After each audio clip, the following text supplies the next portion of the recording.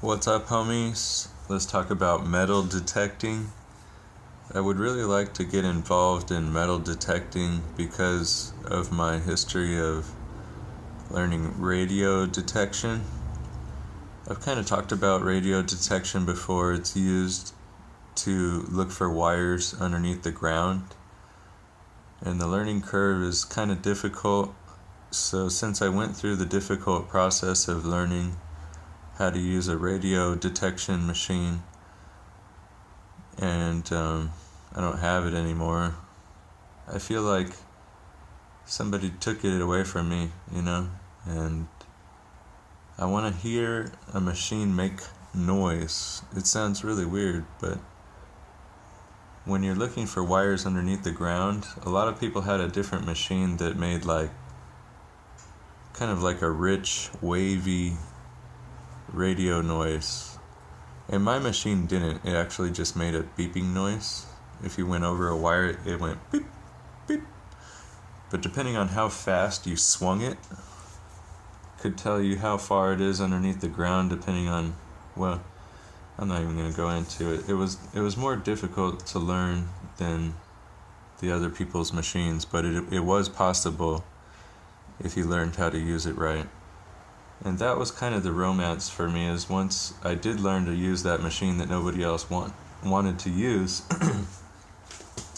it actually costed thousands of dollars more than other people's machines did, and it went further underneath the ground. And I would say it was a lot more accurate, but other people just did not want to be involved in that old machine that I had. When they gave it to me, I looked at it as a challenge that didn't matter what machine they gave me, I would be able to figure it out. And I feel the same way about these metal detectors. The newer ones are very expensive and fragile and have a lot of features that you don't need. The old ones have advantages and disadvantages. So I feel if there's so much old technology laying around, I would like to know what each and every piece of it does. So the first ones that kind of came out were called the beat frequency oscillator. Now this is kind of how we found landmines in World War II.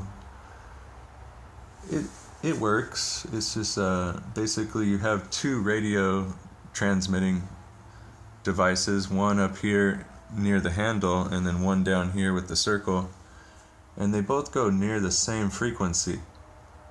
So as you wave it over a different magnetic field, it changes the radio frequency to where you could hear it.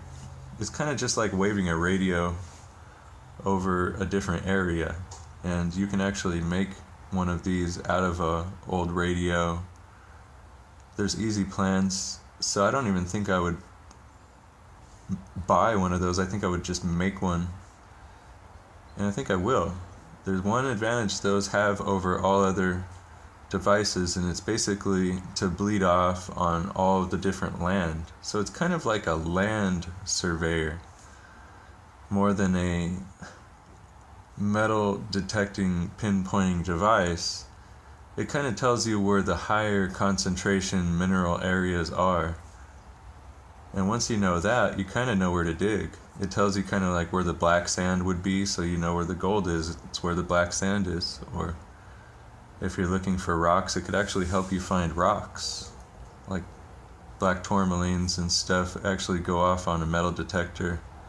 So I feel like I'm going to build a beat frequency oscillator and use it as a secondary device, more of like a land surveying device. And then the next technology that came along was called VLF, or very low frequency. I think, yeah, I never got to use one. Well, I think the Bounty Hunter was a very low frequency detector.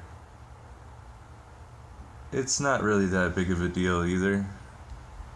It's kind of outdated technology, but it's pinpointing really accurate, kind of the transmitter receiver one that I used was the treasure sensor, but it couldn't work on gold. I really liked that machine, but it didn't go very far down and it didn't work on gold, and we tried to sink it underwater and I think I ruined it. So, and then Ryan broke the bounty hunter too. So I'm trying to get this Coin Master from this guy in San Diego. It's like a very brand new machine, and it's old. It's an old blue box machine, but a lot of people have said that they like it, and it's an old analog machine. It's a little bit outdated, but not quite.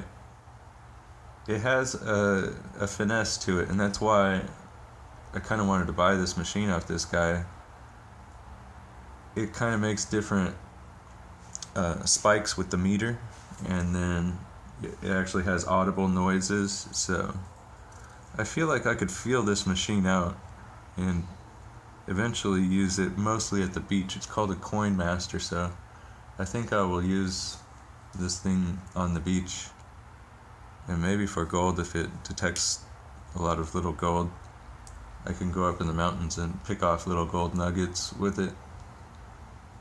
But it's a little bit of a step up against the two other ones that I had tried out.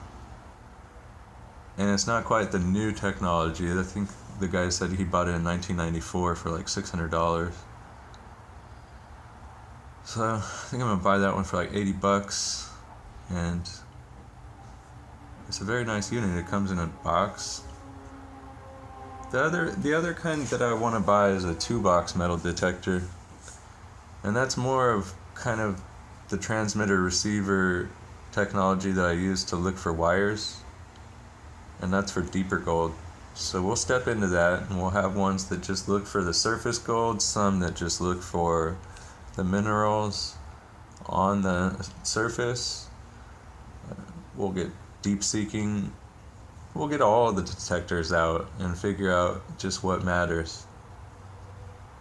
There is limits to it though. You can't just increase your frequency past a certain level. The Federal Communications only let you have one of a certain frequency. It's all based off frequencies, and if you go too high of a frequency or something, it's illegal. So I never thought about that. I never knew that. But there were some radio detection machines that we used when we were locating that would basically drain your batteries really, really fast. If you turn it on to a certain mode, it would just really waste your batteries. So I know this technology is already out there for wires, and it's just not, you can't look for gold with a radio detector. I'm sorry. It's the same question everybody asks you when you're out there with that thing. Are you finding any gold? No, it only finds wires. So